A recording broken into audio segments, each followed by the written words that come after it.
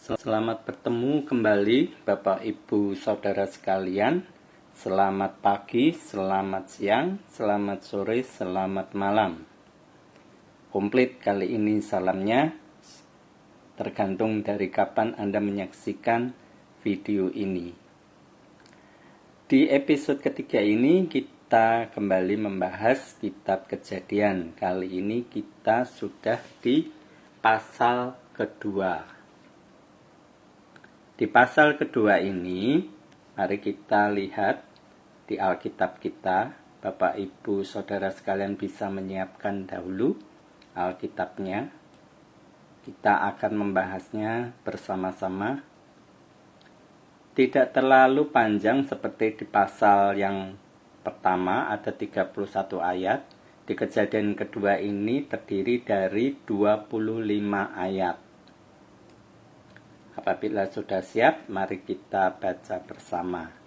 Kitab Kejadian pasal 2. Demikianlah diselesaikan langit dan bumi dan segala isinya, ketika Allah pada hari ketujuh telah menyelesaikan pekerjaan yang dibuatnya itu. Berhentilah ia pada hari ketujuh dari segala pekerjaan yang telah dibuatnya itu.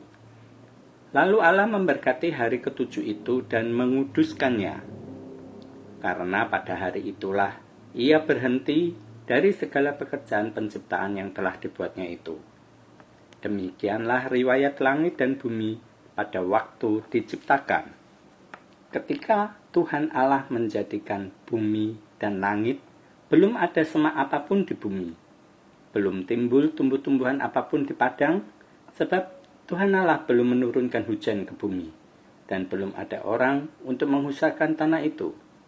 Tetapi ada kabut naik ke atas dari bumi dan membasahi seluruh permukaan bumi itu. Karena itulah Tuhan Allah membentuk manusia itu dari debu tanah dan menghembuskan nafas hidup ke dalam hidungnya. Demikianlah manusia itu menjadi makhluk yang hidup. Selanjutnya Tuhan Allah membuat taman di Eden. Di sebelah timur, disitulah ditempatkannya manusia yang dibentuknya itu. Lalu Tuhan Allah menumbuhkan berbagai-bagai pohon dari bumi yang menarik dan yang baik untuk dimakan buahnya, dan pohon kehidupan di tengah-tengah taman itu, serta pohon pengetahuan tentang yang baik dan yang jahat. Ada suatu sungai mengalir dari Eden untuk membasahi taman itu, dan dari situ sungai itu terbagi menjadi 4 cabang.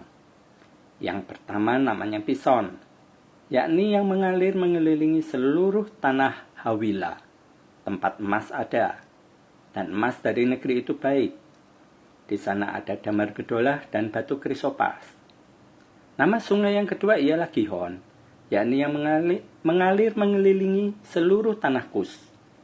Nama sungai yang ketiga ialah Tigris, yakni mengalir di sebelah timur Asyur. Dan sungai yang keempat ialah Efrat.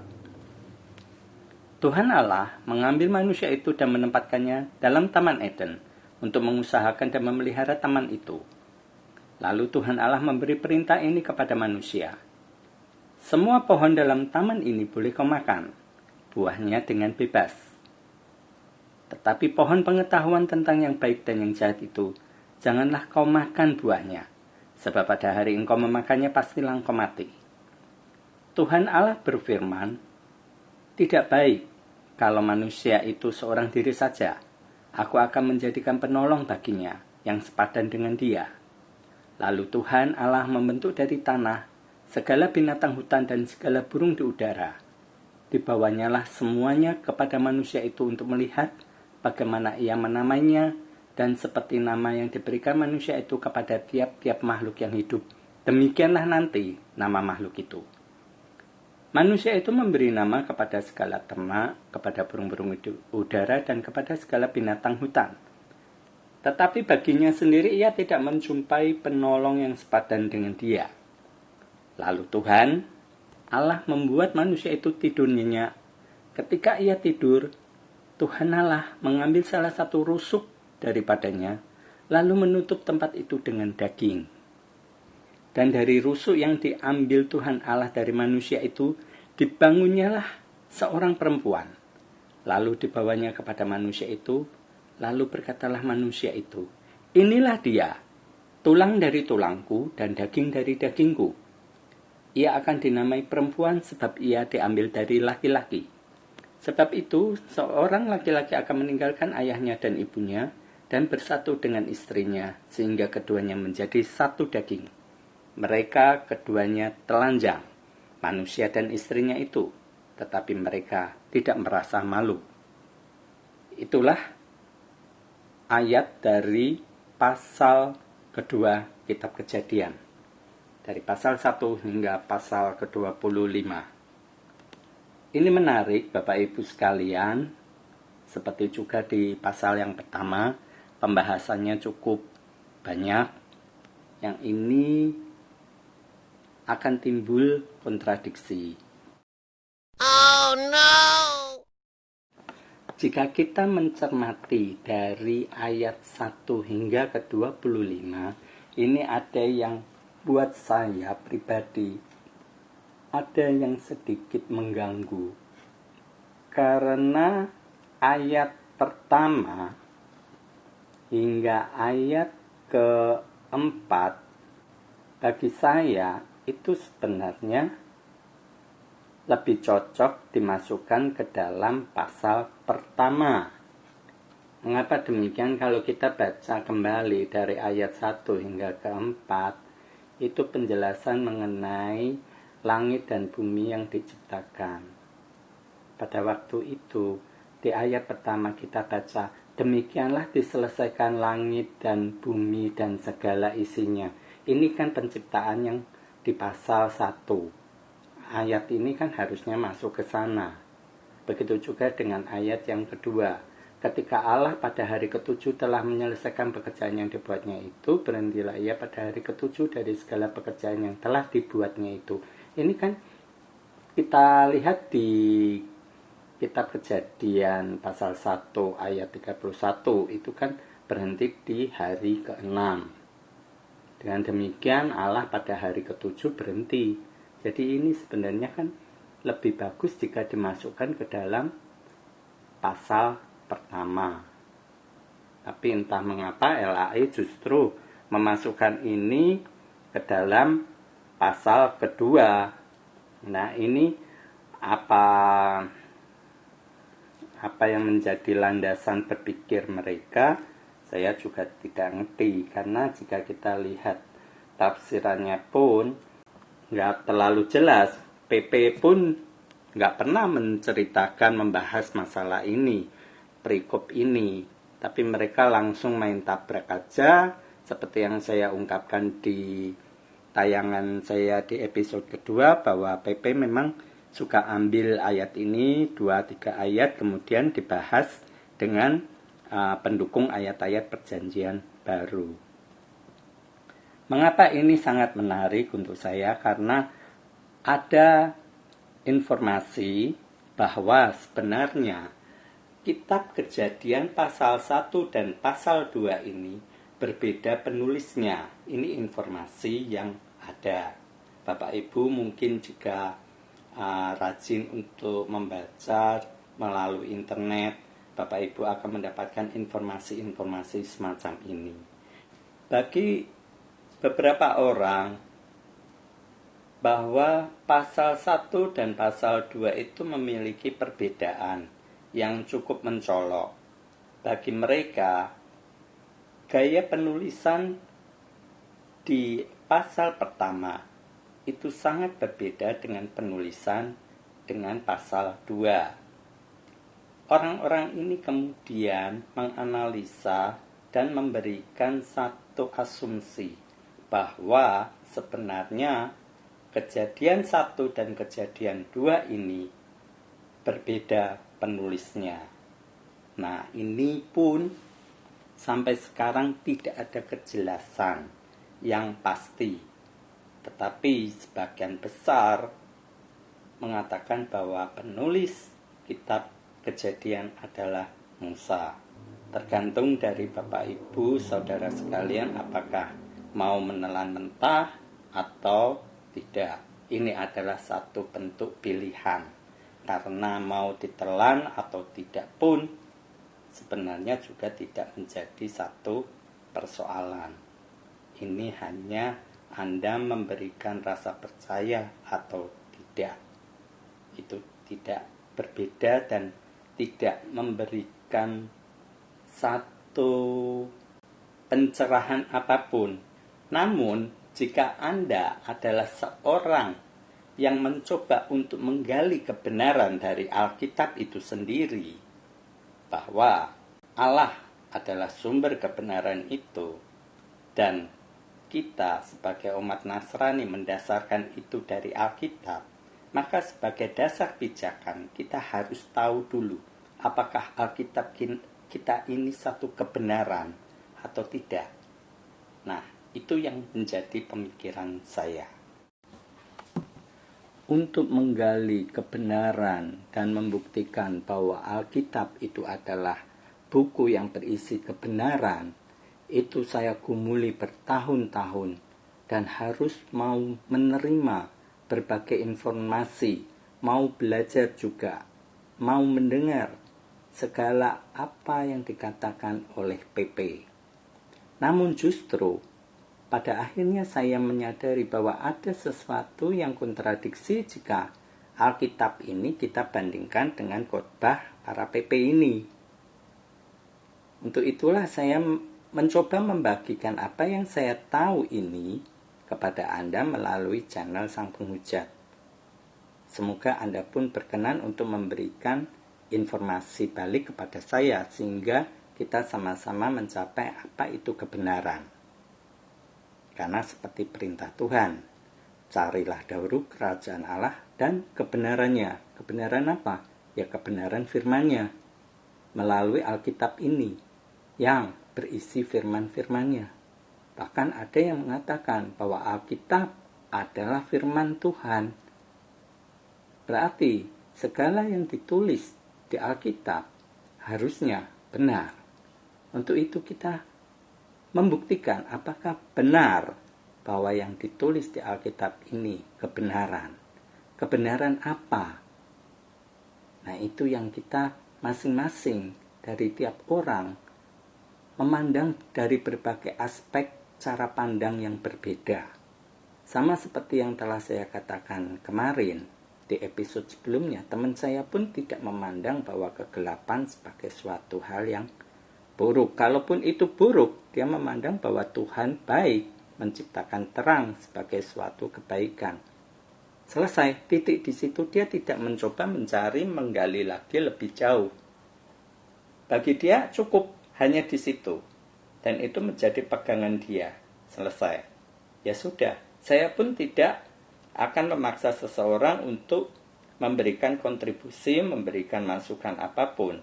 Tapi bagi saya, yang mencari kebenaran itu, begitu luasnya, begitu luar biasanya kebenaran yang Tuhan berikan, yang Tuhan nampakkan, yang Tuhan tunjukkan kepada saya. Begitu luar biasanya, sehingga ketika saya melihat, mendengar khotbah dari PP, ada yang keliru di situ. Karena hanya sepotong dan tidak menjelaskan secara menyeluruh. Dan itu menyesatkan. Untuk itulah maka banyak sekali denominasi, banyak sinode, banyak cara pandang dari mereka. Akhirnya mereka pun berdebat, berkelahi habis-habisan dan saling menghujat. Untungnya di channel ini belum satu pun yang menghujat. Terima kasih untuk itu. Kita lihat di sini bahwa di ayat kelima, belum ada semak apapun di bumi, belum timbul tumbuh-tumbuhan apapun di padang, sebab Tuhan Allah belum menurunkan hujan ke bumi, dan belum ada orang untuk mengusahakan tanah itu. Lantas Tuhan membentuk manusia dari debu tanah. Timbul pemikiran, apakah Tuhan menciptakan manusia ini hanya untuk mengusahakan tanah? Untuk bekerja menuruti keinginan dia. Untuk tujuan penciptaan itu, manusia dikaryakan. Asik ya. Kita lihat di ayat ke-8. Selanjutnya Tuhan Allah membuat taman di Eden di sebelah timur. Disitulah ditempatkannya manusia yang dibentuknya itu. Lalu Tuhan Allah menumbuhkan berbagai-bagai pohon dari bumi yang menarik dan yang baik untuk dimakan buahnya. Ini berarti ketika manusia dibentuk, yang kita diberi informasi selanjutnya bahwa manusia yang pertama dibentuk ini diberi nama Adam. Adam ini konon juga artinya manusia. Nah, manusia ini diberi makan dari buah. Berarti ketika Tuhan menciptakan pohon, ini berarti pohonnya langsung sudah dalam bentuk, sudah berbuah sebagai makanan untuk manusia. Nalarnya kan begitu. Kalau tidak, kalau menunggu dari kecil, harus menjadi tumbuh dulu, berbuah, ya, dari berbunga, berbuah, menunggu berapa lama itu? Lantas si Adam ini makannya apa? Ya kan? Kalau di sini kan pasti timbul sesuatu yang menggelikan. Berarti menurut nalar saya, berarti Tuhan menciptakan pohon-pohon buah ini langsung begitu seketika dengan buahnya sekalian. Jadi Adam mendapatkan makanan dari bermacam-macam pohon buah-buahan yang berbiji seperti yang disebutkan di pasal 1. Namun menariknya di sini kita lihat dulu ya, secara berurutan ya.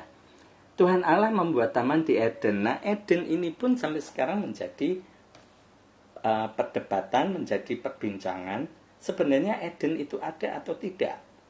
Sebab kalau kita melihat dari Alkitab ini, Eden ini diciptakan Tuhan, diciptakan Allah di bumi. Letaknya di mana? Informasi yang muncul, kebenarannya saya sendiri meragukan itu, bahwa Eden ini adanya di Irak sekarang ini. Sedangkan di Irak sendiri nggak ada taman semacam ini. Taman yang begitu luar biasa, taman yang indah, ini nggak ada. Apalagi di situ dijelaskan ada pohon pengetahuan tentang yang baik dan yang jahat, dan juga ada pohon kehidupan. Mana ada di Irak pohon kehidupan dan pohon pengetahuan baik dan jahat? Ya mungkin kalau di sana jahat semua mungkin ya, karena seringnya berperang kan daerah Irak sana, daerah Persia. Tetangganya, saudaranya pun dimusuhi semua di sana.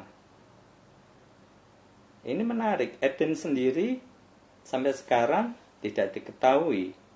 Seorang pendeta besar yang saya tahu pernah berkhotbah bahwa Eden itu memang dahulu di daerah Persia, entah di Irak, di Iran, atau di Libya sana.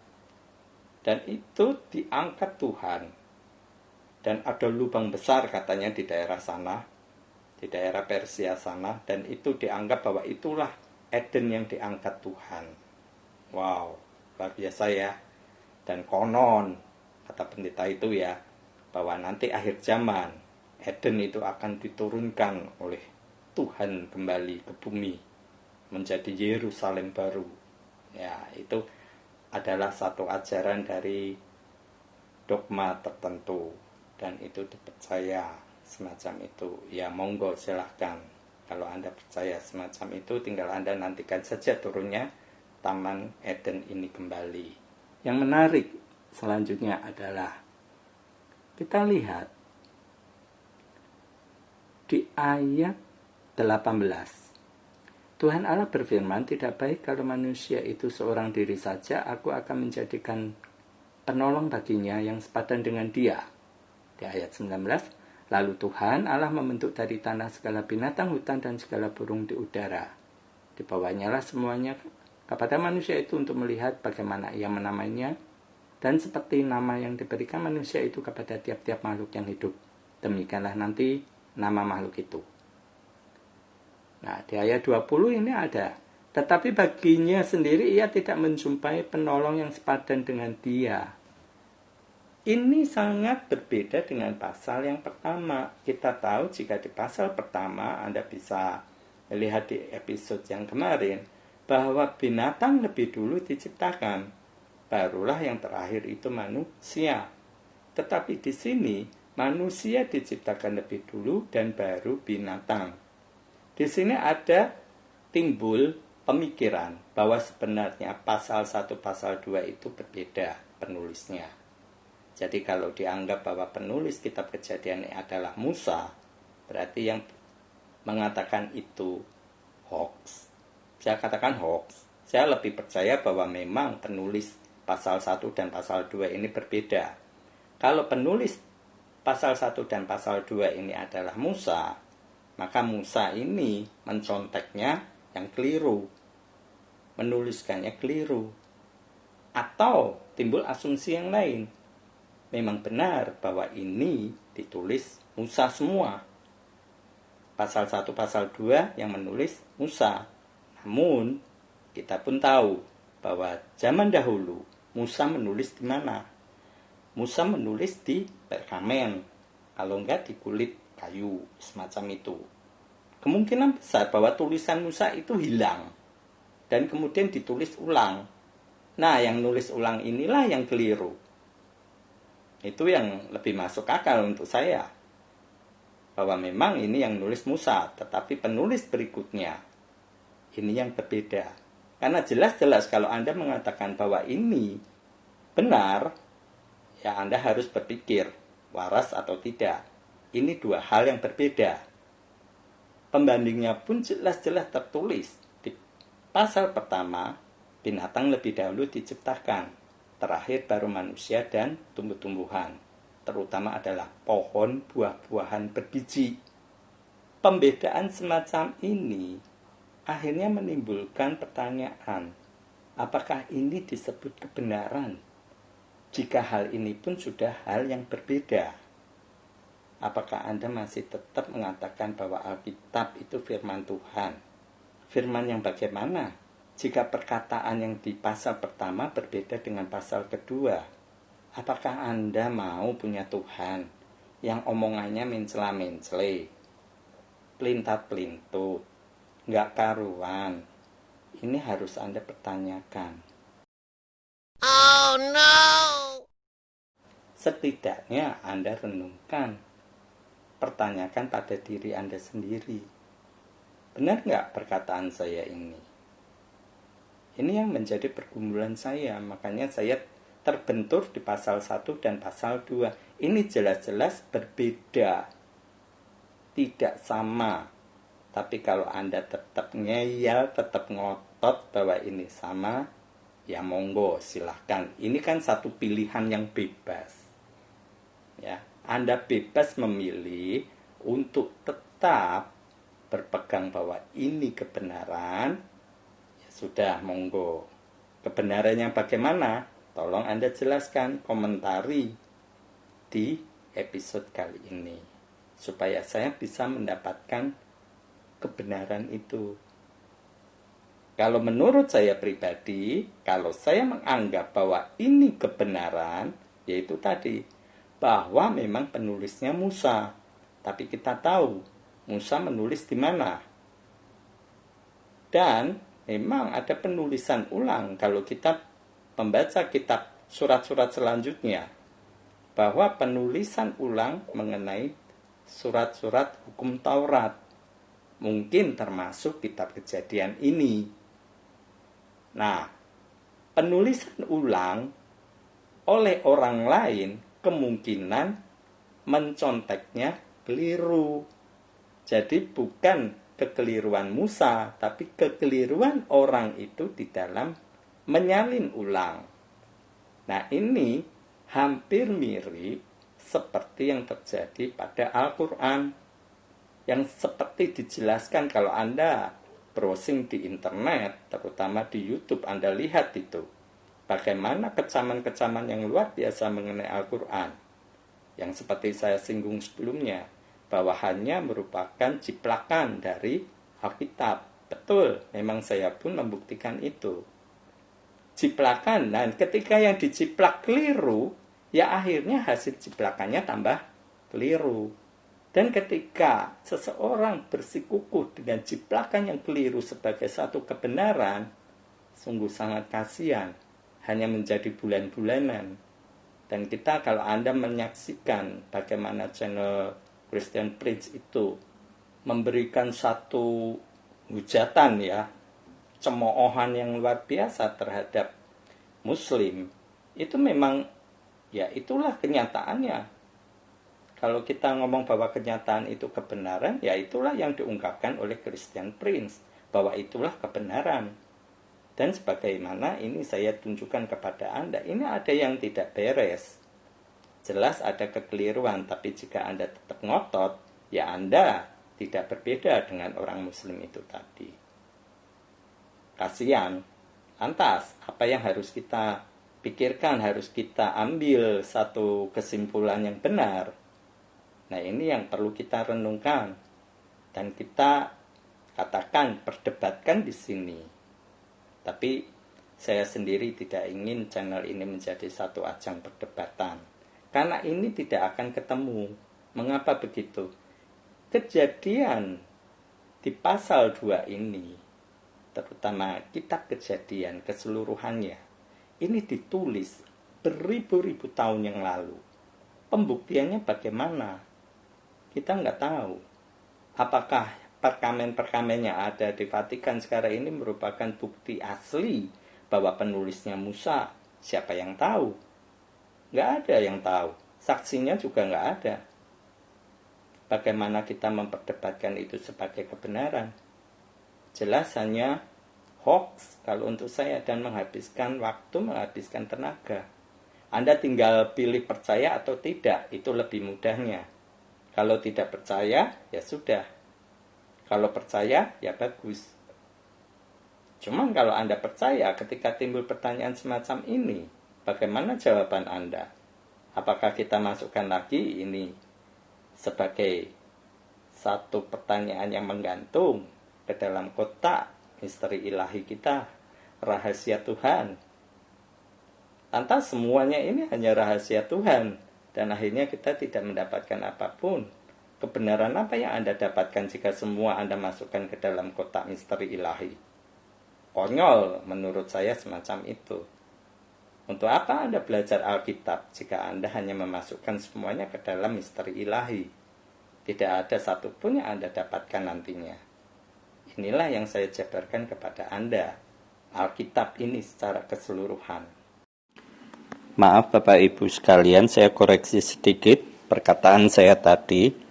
Jika di pasal pertama bahwa manusia diciptakan laki-laki dan perempuan itu, dan kemudian bersama dengan tumbuh-tumbuhan yang buahnya berbiji. Maaf, itu keliru, bahwa sebenarnya di hari ketiga setelah Tuhan menciptakan terang, kemudian di hari kedua memisahkan air yang ada di atas dan di bawah itu laut, dan kemudian timbullah daratan. Di hari ketiga Tuhan itu menciptakan tumbuh-tumbuhan yang buahnya berbiji. Jadi di hari ketiga itu Tuhan sudah menciptakan tumbuh-tumbuhan terlebih dahulu. Setelah ada tumbuh-tumbuhan, ada binatang, dan baru pada hari ke-6 diciptakanlah manusia, laki-laki dan perempuan. Ini jelas penggambarannya berbeda sekali dengan di pasal kedua, di mana pada pasal kedua ini manusia diciptakan, kemudian Tuhan menumbuhkan berbagai-bagai pohon dari bumi. Nah, ini pohonnya baru ditumbuhkan. Ini berbeda sekali alurnya, deskripsinya, penjabarannya dari pasal 1 dan pasal 2. Di pasal kedua ini tidak terlalu banyak untuk ditelaah. Memang ada pemikiran-pemikiran yang unik, yang menggelikan bagi saya, dan ini coba saya bagikan kepada Anda. Cerita ini saya komparasi, saya bandingkan dengan perkataan dengan khotbah PP. Kita bandingkan di sini. Ketika Tuhan mengatakan, memberi perintah Semua pohon dalam taman ini boleh kau makan buahnya dengan bebas, tetapi pohon pengetahuan tentang yang baik dan yang jahat itu janganlah kau makan buahnya. Sebab pada hari engkau memakannya, pastilah engkau mati. Ini kita pegang dahulu kalimat ini. Karena di pasal selanjutnya, saya akan menanyakan mengenai perkataan Tuhan ini. Perintah Tuhan kepada manusia, kepada Adam, kepada laki-laki ini. Sebelumnya saya ingin bertanya dulu, ini yang diciptakan, jenis kelaminnya apa? Ini menarik juga, karena di dalam ayat ini tidak muncul perkataan mengenai jenis kelamin dari manusia ini. Hanya ditulis manusia. Baru di ayat ke-23 dinyatakan begini, lalu berkatalah manusia itu, inilah dia tulang dari tulangku dan daging dari dagingku. Ia akan dinamai perempuan sebab ia diambil dari laki-laki. Baru jenis kelaminnya muncul ketika ada makhluk lain. Menarik, kalau untuk saya kata laki-laki muncul di ayat ke-23. Di ayat sebelumnya hanya ditulis manusia. Di dalam bahasa Inggris pun ditulis man. Man memang simbol laki-laki. Tapi man juga berarti manusia. Sedangkan di kata kita tidak ada satu persamaan semacam itu. Kita berbeda antara manusia. Manusia ada dua jenis, laki-laki dan perempuan. Sementara kalau ini terjemahan dari bahasa Inggris, memang man ini dari awal sudah menjadi laki-laki. Diciptakan man ini pasti laki-laki. Baru kemudian muncullah women menjadi perempuan. Ini menarik untuk kita telah. Makanya saya mengatakan saya mengambil ini berdasarkan LAITB.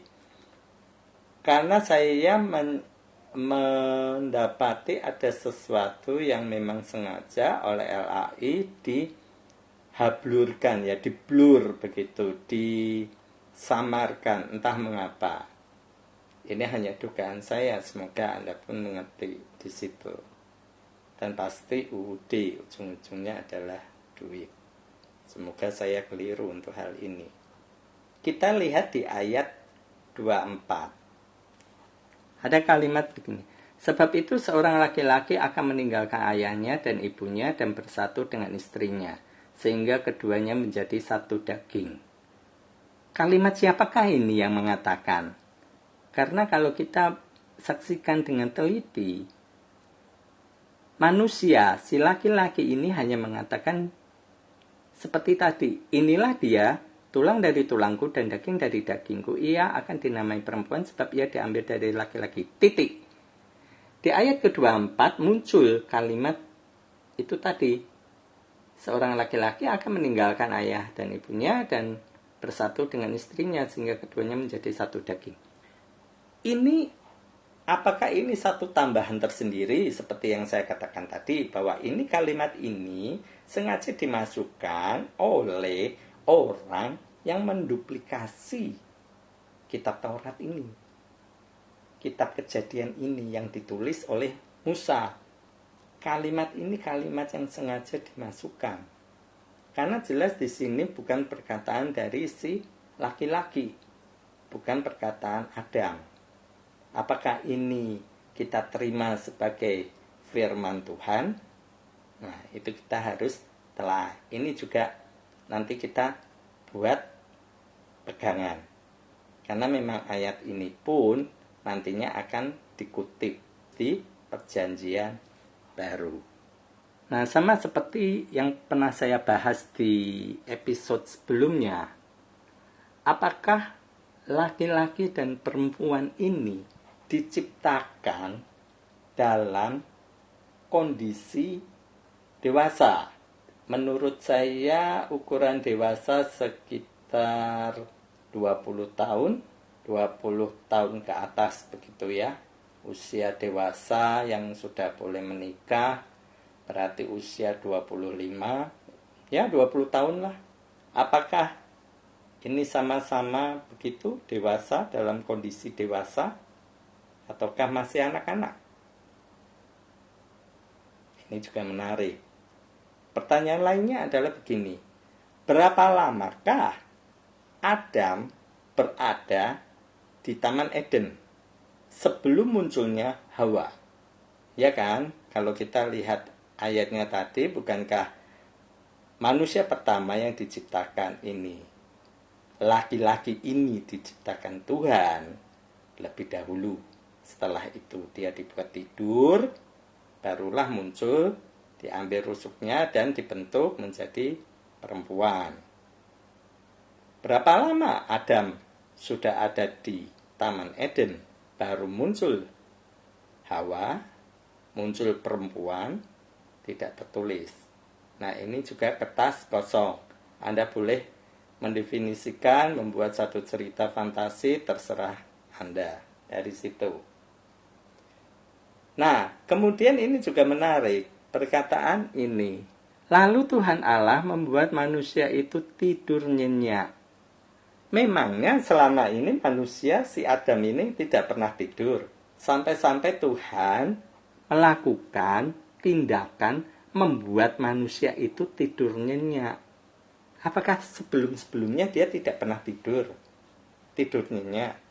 Nah, itulah yang menarik kalau untuk saya, dan itu membuat saya itu mempunyai fantasi yang luar biasa untuk bercerita panjang, mengisi dengan cerita-cerita animasi mungkin ya, cerita-cerita fiksi begitu, untuk diceritakan kepada siapa aja. Ini sesuatu yang menarik untuk saya.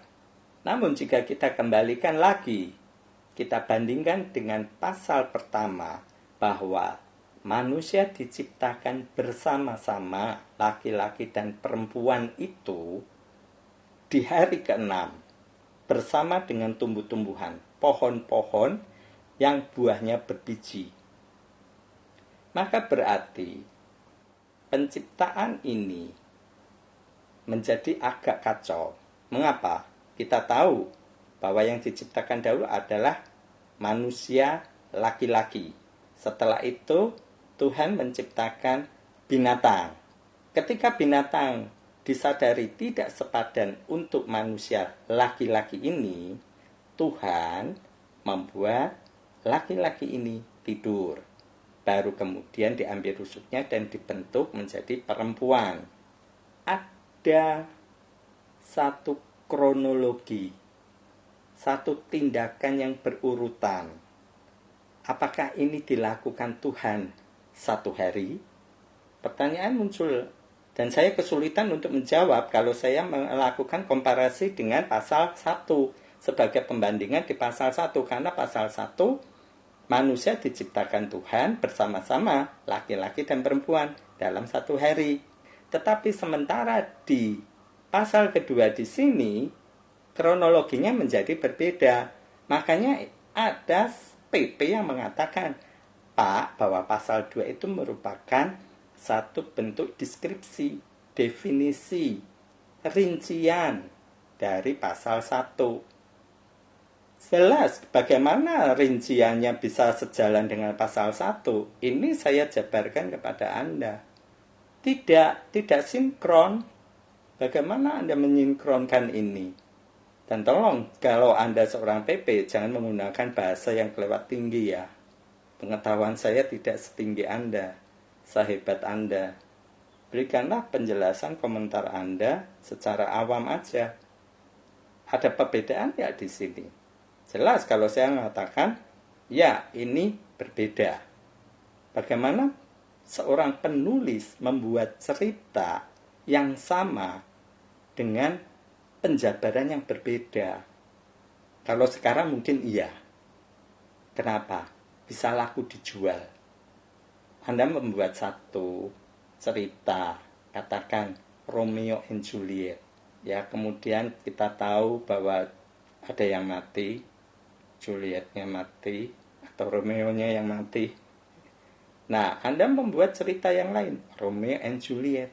Tapi mungkin Anda tambahi Romeo and Juliet kekinian, zaman now. Yang mati bukan Romeo and Julietnya, tapi yang mati orang tuanya. Nah, mungkin cerita yang berbeda akan memberikan konsumsi yang baik untuk pembacanya, dan itu memberikan duit untuk penulisnya. Tapi kan sangat mengherankan, mengapa kitab Kejadian ini bisa menjadi berbeda? Ada tujuan apakah penulisnya membuat satu perikop yang sama mengenai penciptaan, tetapi dibuat menjadi dua hal yang berbeda? Menggantung lagi kan kalau begini, tidak terjawab. Hal-hal yang tidak terjawab semacam inilah yang saya tidak suka, karena saya mencari kebenaran dan saya belum menemukan. Akhirnya saya harus mengambil satu kesimpulan, ya semacam tadi, bahwa penulisnya tidak sama. Itu yang paling gampang, paling mudah, paling simpel. Penulis kitab Kejadian pasal 1 berbeda dengan penulis pasal 2.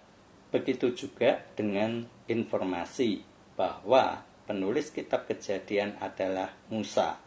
Kemungkinan besar penulis kitab Kejadian ini bukanlah Musa. Entah siapa penulisnya, saya tidak tahu. Tapi yang jelas ini sungguh merupakan satu cerita yang mengasihkan. Karena ini juga adalah lembaran kosong yang bisa kita buat cerita fantasi apapun, cerita fiksi yang menyenangkan, cerita fiksi yang menghebohkan, cerita fiksi yang sangat seru sekali.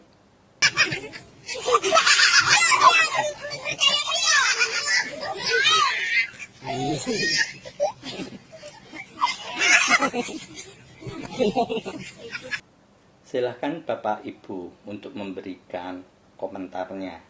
Saya sungguh menantikan ada masukan-masukan kritikan mengenai channel ini. Cara pandang kita yang berbeda itu pasti akan mungkin bisa saling melengkapi. Seperti yang saya katakan, asalkan kita mau menerima pendapat orang lain, mau mendengarkan pendapat orang lain. Maaf, saya ulang. Asalkan kita mau mendengar pendapat orang lain, walaupun belum tentu kita mau menerima. Tapi setidaknya kita merenungkan apa yang menjadi pendapat mereka itu. Itu lebih baik. Saya rasa untuk episode kali ini tidak terlalu banyak yang bisa saya jabarkan, namun setidaknya banyak pertanyaan-pertanyaan yang masih menggantung di pasal kedua ini. Seperti yang tadi saya katakan, saya tidak ingin semuanya dimasukkan ke dalam misteri ilahi. Nanti akhirnya semuanya masuk ke kotak misteri ilahi itu. Tapi setidaknya saya sudah memberikan jabaran bahwa ada hal-hal yang tidak sinkron. Dan saya memberikan pendapat saya sendiri tadi. Terima kasih perhatiannya dari Bapak Ibu, saudara-saudara sekalian yang menyaksikan channel ini. Besar harapan saya bahwa apa yang saya berikan melalui channel ini berguna bagi Anda.